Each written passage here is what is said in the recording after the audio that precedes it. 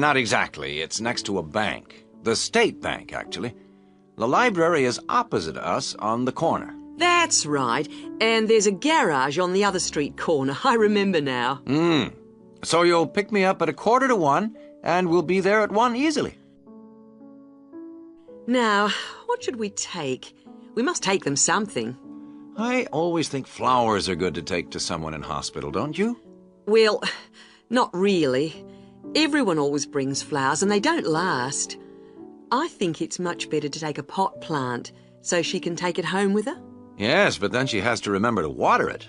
And what about a big box of chocolates? Okay, chocolate sounds fine. We should get something for the baby too. What do you think? Yes, you're right. What do you think of something like baby shampoo or talcum powder? Or we could get a little hat or something like that. We don't know the size or the right color, do we? I think we should get something they wouldn't normally buy. What about a soft toy of some sort? Yes, a soft toy. What about a teddy bear? I could get one early tomorrow at the market, and I could probably get the chocolates there, too. Good. So you'll pick me up at 1:45 at my place, and I'll make sure that I've got the presents. You must remember how much you paid for the gifts, so I can pay you back for half. If they're going to be from both of us, I would like to go shares. Okay. I'd say the chocolates would be about $15 for something nice and not too small, and the toy would be around $35 or so, I think. Good, that'll be fine. About $25 each then. Good. I'll pick you up then on Sunday at 12:45. Okay. See you then. Bye. Section 2. Hello everybody, and welcome to this informal meeting about the University Helpline. The helpline was set up 10 years ago by the Students' Union, and it aims to provide new students to the university with a service that they can use if they need information about practical areas of student life that they're unfamiliar with. Let me give you some examples of the type of help we can offer. We can provide information on financial matters. For example, you may feel that your grant is insufficient to see you through college life, or you may have some queries regarding the fees you're paying if you're an overseas student.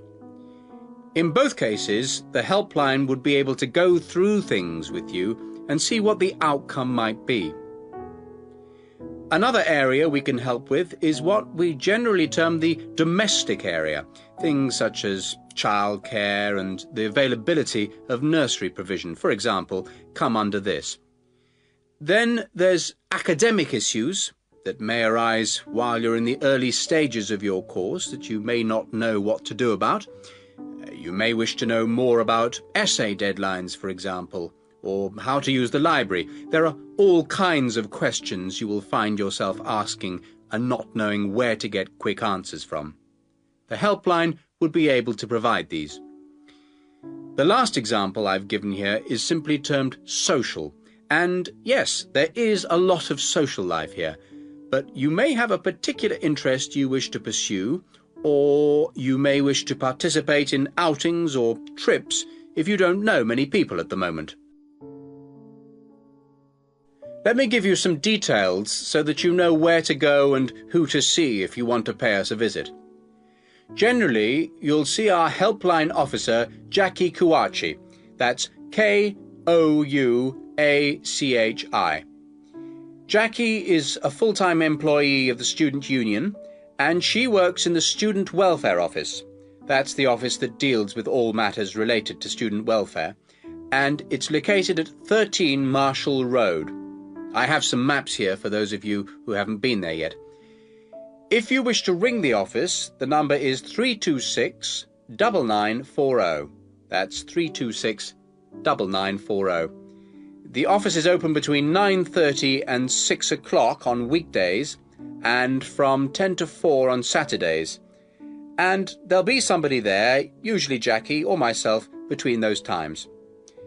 If you want to make an appointment, you can phone or call at the office in person. Please note that it may not be possible for anyone to see you straight away, particularly if it's a busy time, lunchtime for example, and you may have to go on the waiting list and then come back later. Well, enough from me. Any questions? Section 3. Well, Amina, thanks for letting me have your draft in such good time. Oh, that's all right. I was just very anxious to hear what you think of it. You can see that I decided to change the topic. I had been interested in looking at Bering's factory. Oh, I think the hospital was a much better choice. In fact, well, I have to say that I thought it was good. Oh. There's still lots of work to be done. Oh, yes, of course. But there's plenty of good ideas. It opens well, and the first chapter is fine, but the middle section really stood out for me. Most interesting. That's amazing, because I really didn't find it a bit easy to write. How long did you work on the whole thing? Well, I spent about 2 or 3 weeks reading and doing general research, and then I dashed the writing off very quickly. So about 4 weeks in all. Well, that's about par for the course. You've got a while yet to make the changes. Oh, right. No problem. Right. Let's have a look at my notes here.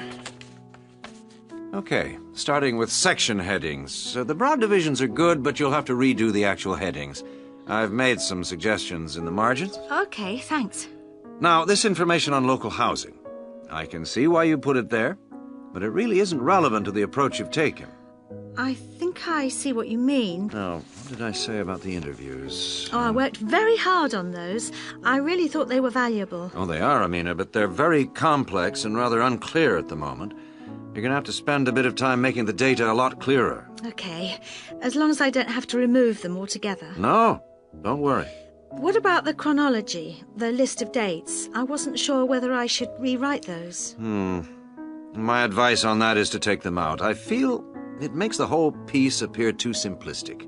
Okay, if it'll help.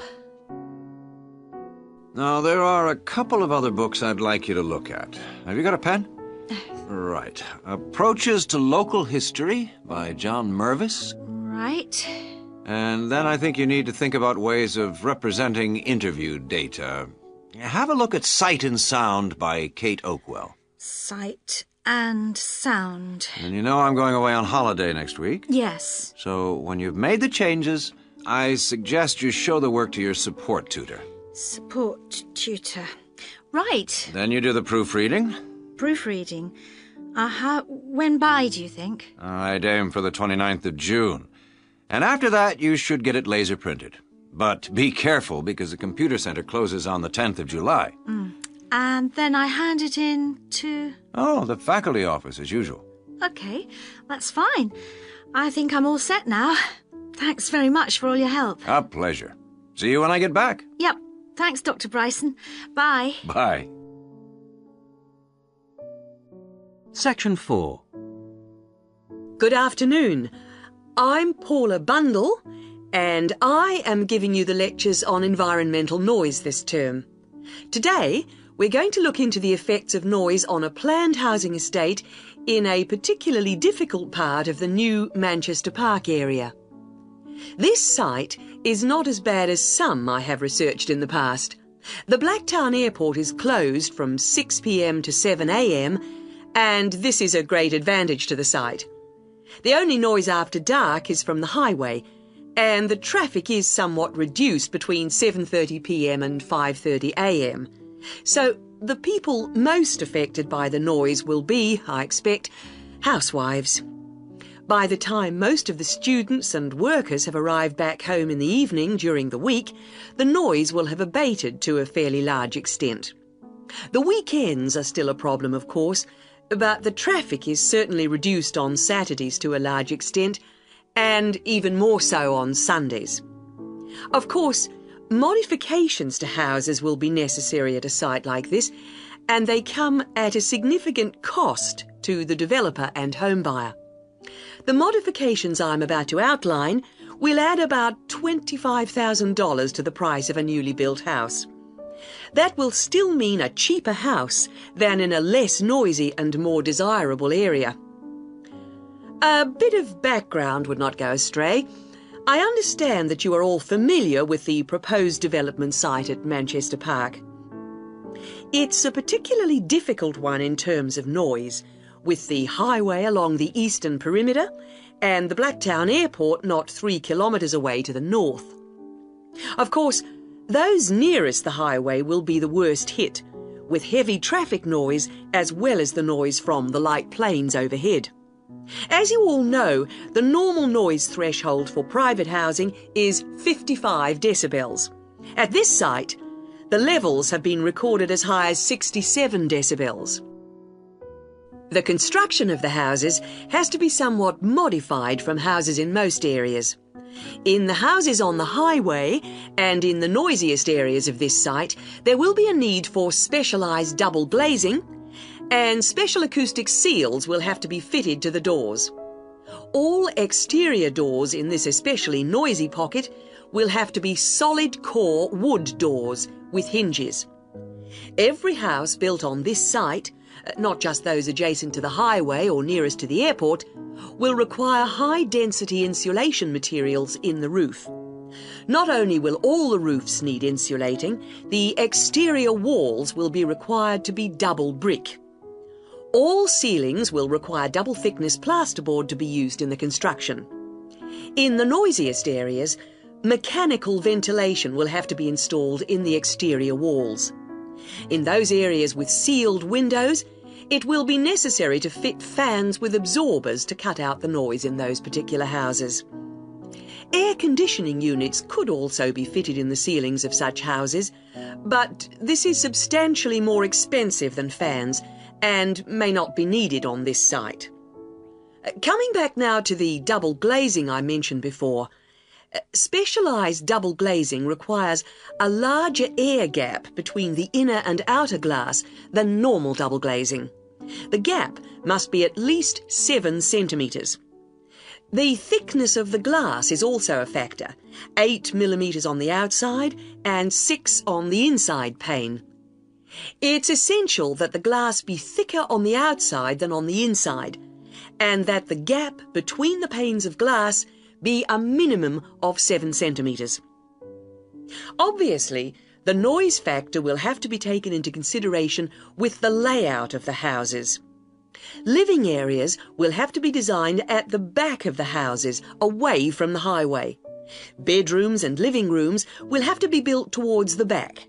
And for those houses closest to the highway, 2 layers of plasterboard will be needed for the interior bedroom walls.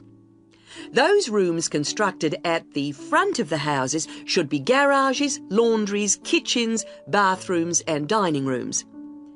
I have come to the conclusion that this development should go ahead, but with various acoustic modifications according to the position of the block in relation to the highway and intersection.